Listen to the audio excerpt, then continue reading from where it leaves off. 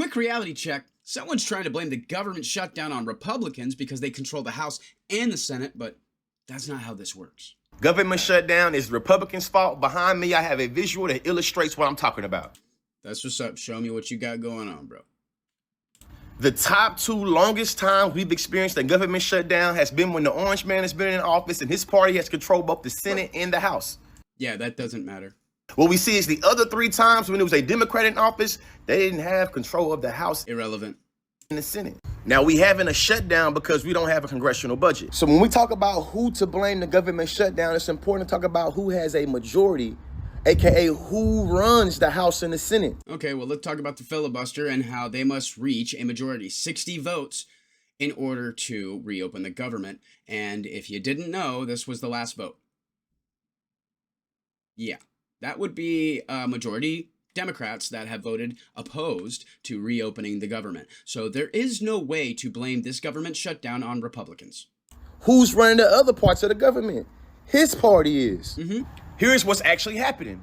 His administration is using the government shutdown to accelerate taking control away from people and giving more power to them.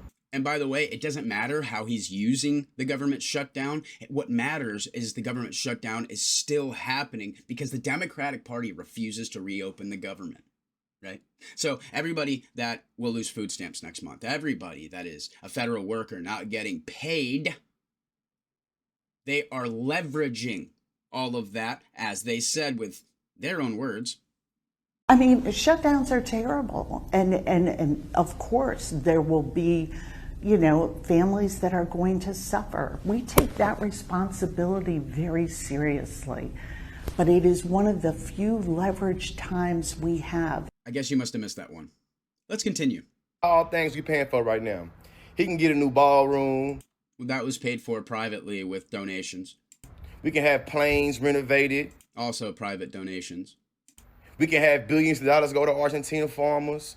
Nah, I don't know. The whole Argentina thing's kind of weird.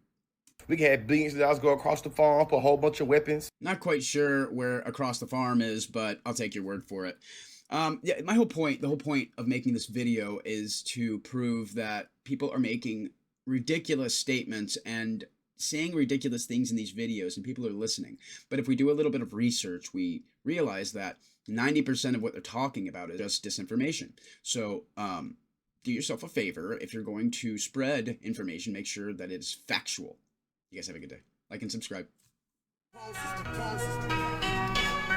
It's the postal effect.